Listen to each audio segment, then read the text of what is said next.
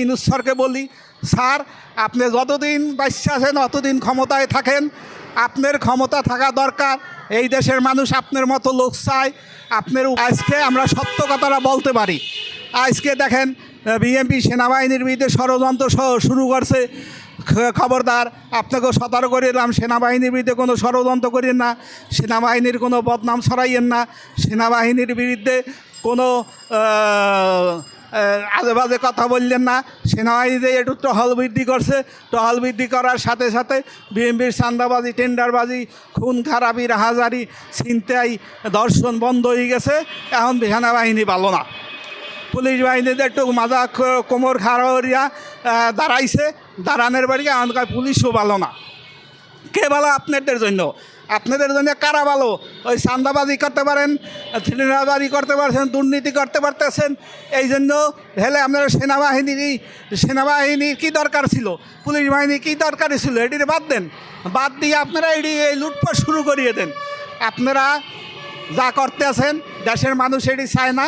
আপনারা যা করতে আছেন এটি থেকে বিরত থাকেন, এই সব অন্যায় কাজ থেকে বিরত থাকেন। সেনাবাহিনীর বিরুদ্ধে সেনাপ্রধান খুব ভালো মানুষ, সেনাবাহিনীর উদ্যত অফিসাররা খুব ভালো মানুষ। এই সেনাবাহিনীর বিরুদ্ধে, পুলিশ বাহিনীর বিরুদ্ধে, আনসার বাহিনীর বিরুদ্ধে, র্যাব বাহিনীর বিরুদ্ধে কোনো ষড়যন্ত্র করেন না। এই ষড়যন্ত্র ভালো না। এই ষড়যন্ত্র একমাত্র ষড়যন্ত্র করতেছেন আপনারা। কী জন্য ষড়যন্ত্র করতেছেন?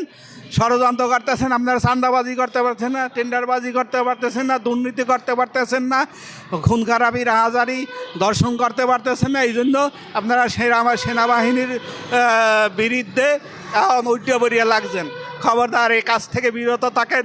সেনাবাহিনীর বিরুদ্ধে লাগবেন না, পুলিশের বিরুদ্ধে লাগবেন না। কাজটাকে সুষ্ঠুভাবে করতে দেন। সেনাবাহিনী যে অতিরিক্ত দায়িত্বটা পালন করতে আছে, এই জন্য দেশবাসী সেনাবাহিনীকে ধন্যবাদ জানায়।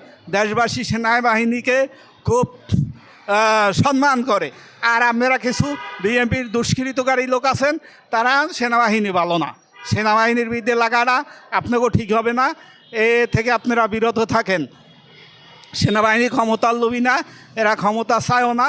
ক্ষমতা চাইলে 5 তারিখে কিনে পারতে। হাজার হাজার জনগণ বক্তব্য এই মুহূর্তে দরকার সেনাবাহিনীর সরকার। এই সময় তো তারা ক্ষমতা নেল না, তাহলে আপনারা কেন সেনাবাহিনীর মধ্যে লাগলেন? আমি ইউনূস স্যারকে বলি, স্যার আপনি যতদিন বাচ্চা আছেন অতদিন ক্ষমতায় থাকেন, আপনার ক্ষমতা থাকা দরকার। এই দেশের মানুষ আপনার মতো লোক চায়। আপনার উপদেষ্টা যারা আছে তারা যদি কিছু অযোগ্যও থাকে দেয়, তা আপনি শিখাই নিয়ে যোগ্যতা বানাইতে পারবেন। এই দেশের মানুষ আপনার উপর প্রচণ্ড খুশি। কেন খুশি? এই এত বড় একটা রোজা গেলে, স্বাধীনের ভর হইতে কোনো রমজান মাসে এই রামের দ্রব্যমূল্যের দাম স্থির আসলে আমার আমি জানি না। আমি শুনিও নাই এবং দেখেও নাই, জানিও না। সে রমজান মাস আইলে হু করিয়ে দ্রব্যমূল্যের দাম বাড়িয়ে যাইতে, একটা জিনিস 10 টাকা বেচতে ব্যবসায়ীরা এই দুর্নীতি করতে। এবছর ব্যবসায়ীরা দুর্নীতি করতে পারে নাই, আপনি দেশকে স্থিতিশীল রাখতে পারছেন।